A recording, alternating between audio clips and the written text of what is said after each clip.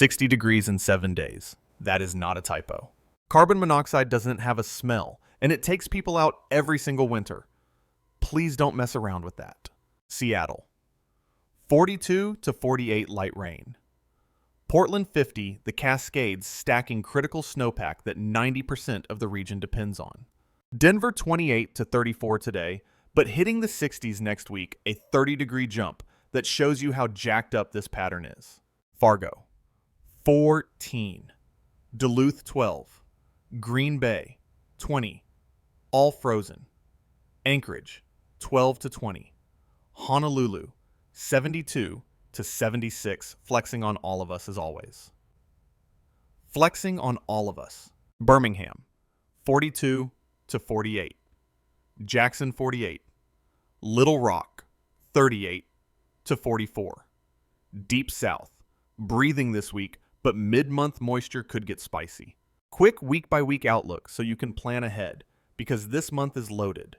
This week, Clipper snow 1 to 5 inches. Great Lakes through the Northeast. 5 to 8 inches West Virginia. Big dump, Friday in western North Carolina. This weekend, coldest Arctic blast of the season. Wind chills 30 to 45 below in the Northeast. Cold sinks into the Southeast in Florida. Valentine's week first, severe signal of the season. Storms possible. Southern Plains through Southeast. Strong low over Tennessee. Late February cold returns for everybody, including the West. Pattern turns stormier. Winter keeps swinging probably into March. All right, 3 major threats stacked on top of each other over the next 10 days. Let me walk you through all of them. Bottom line. February is colder and snowier than average. The West gets its reality check. Severe weather season is at the door. Always check your local NWS. Things are shifting fast. Your forecast could change in hours, not days. Now the safety stuff, and I'm putting this right here on purpose because I need you to actually hear this part. Check on your neighbors tonight, especially elderly folks and anyone living alone. A 2-minute knock on someone's door could literally be the reason they make it through tonight. That is not dramatic. That is real. Warming centers are open in most cities. Check your local emergency management for locations near you. If you're driving in any affected area, slow down. Black ice is invisible and it does not care that you're running late. Those temps this weekend are genuinely dangerous. Have a plan if you lose power. 3 things I'm watching closest over the next 48 hours. Tonight's Clipper squalls and that whiteout potential across the Great Lakes. Starting with this weekend because it's about to get ugly fast. The North Carolina mountain snow hitting Friday. And this weekend's Arctic blast wind, chills the numbers for Saturday and Sunday, are the kind you double check because you think the model glitched. It didn't glitch, that data is very real. Full update first thing tomorrow morning. And if anything major shifts tonight, I'm dropping a video immediately. That's always been the deal. Now tell me, what region do you want the deep dive on tomorrow? Storms or cold? What's keeping you up at night? Another chunk of the polar vortex is breaking off and diving straight south into the eastern half of the country. This could be the coldest air mass the Northeast has seen all winter, and that's really saying something given what we've been through. First wave rolls in Thursday into Friday, temps crater. Winds kick in. Snow squalls fire across Michigan, Indiana, and Ohio. By Friday evening rush, worst possible timing. New York, Pittsburgh, Albany, Boston, Portland all start getting slammed with snow and wind. That's just the opening act, though. Saturday morning is when things shift to a completely different level. Single digits across Wisconsin, Michigan, Indiana, Ohio, West Virginia, Pennsylvania, and it just keeps dropping. Parts of New England fall below 0 actual air temp. Wind chills between -20 and -30 across the upper Great Lakes. Right now, 8 to 15 states are under active winter warnings, with wind chills crashing to 40 below 0 this Sunday. Then, Sunday morning, that's when it truly bottoms out. New England approaching 10 to 20 below 0 on the thermometer. Wind chills in Vermont and New Hampshire hitting 30 to 45 below. At those numbers, frostbite sets in under 10 minutes on exposed skin. That's not a scare tactic. That's just a fact. So here's what you do right now. Insulate your pipes tonight. Leave faucets dripping. Bring your pets inside. Don't wait until Saturday when everybody's scrambling at the hardware store. Handle it tonight. And this cold doesn't stay up north. It sinks all the way into the southeast and back into Florida. If you thought that last cold snap was a one-and-done thing, I've got bad news. Extreme cold warnings almost certainly going up across multiple states before the weekend. Now here's where the whole story takes a turn that honestly doesn't make any sense. Right after the coldest weekend of winter, the models completely flip the script, full 180, no warning. And somehow, 10 days from now, those same states are going to be pushing 70 degrees like nothing ever happened. Western Ridge migrates east around February 8th. Jet stream lifts into Canada. South winds come roaring back. Temps don't just recover, they surge 20 to 30 degrees above normal across the country. 60s pushing into Montana. 70s across Tennessee and the Carolinas. Charlotte hitting 71, Atlanta near 70. Florida pushing 80 degrees in February, like winter just packed its bags and bounced. I checked the Euro and GFS 3 separate times because I genuinely thought something was broken in the data.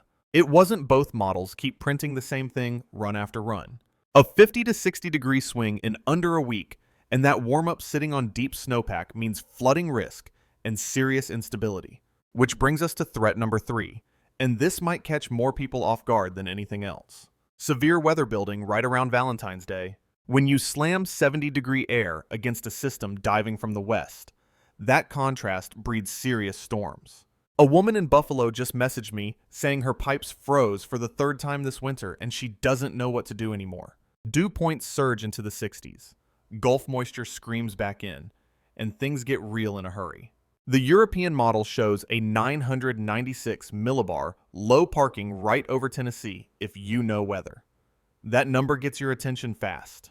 Favored area runs east of I-35 through Arkansas, Louisiana, into the southeast, and Georgia, roughly February 12th through the 14th. Lightning signals already showing from Oklahoma on Friday the 13th, pushing into Mississippi and Alabama that night. Then, through the Atlanta metro Saturday afternoon on Valentine's Day itself. And here's what's wild, depending on that low's track. You could get severe thunderstorms in Georgia and ice in North Carolina at the exact same time.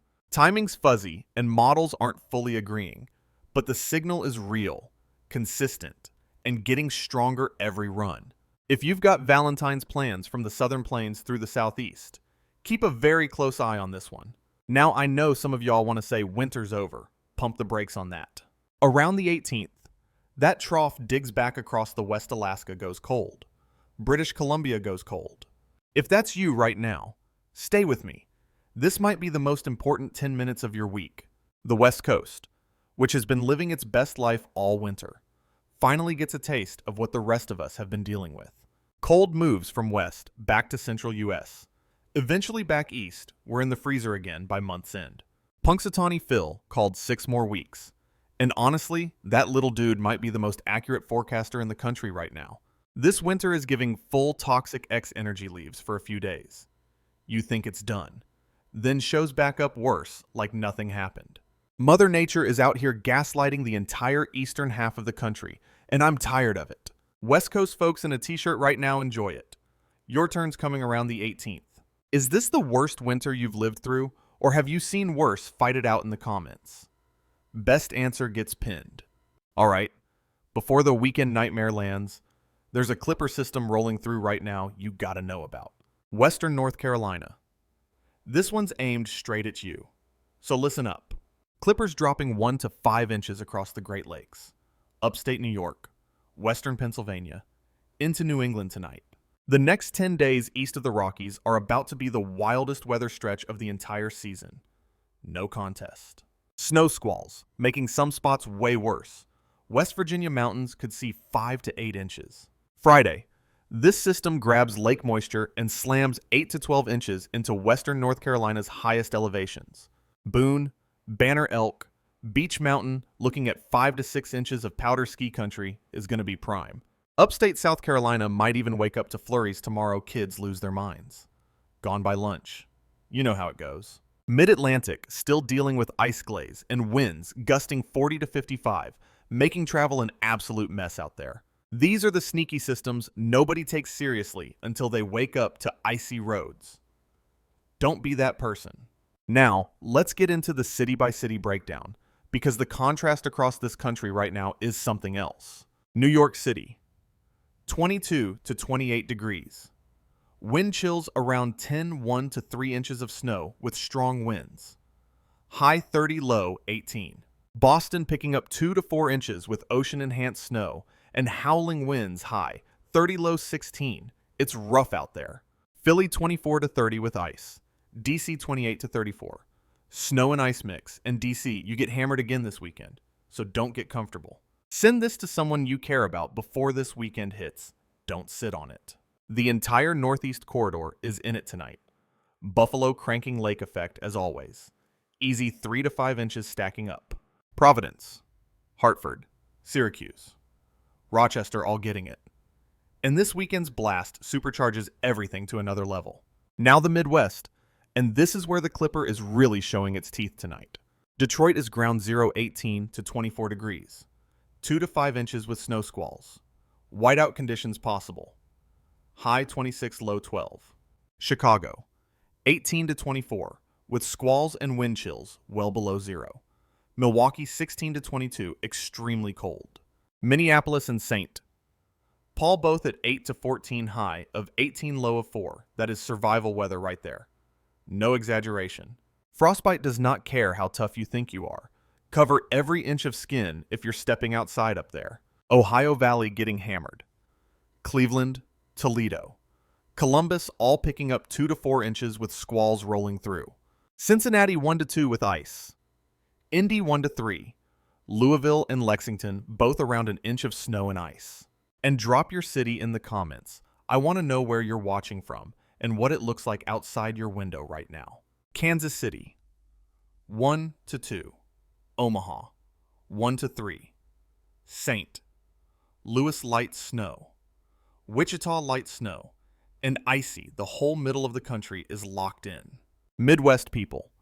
Real question, at what temp do you officially stop going outside? All right, the South, and this is where the whiplash is honestly unreal. Pick a season. Mother Nature. I'm begging you. Virginia Beach, 30 to 36 with snow and ice. Nashville, 32 to 38 wintry mix. Memphis, 34 to 40 with ice traces. For those still without power in Tennessee, Mississippi. The Carolinas, the warm-up next week should help with the melt at least. Hang in there seriously. Y'all have been dealing with way too much, and it hasn't gone unnoticed.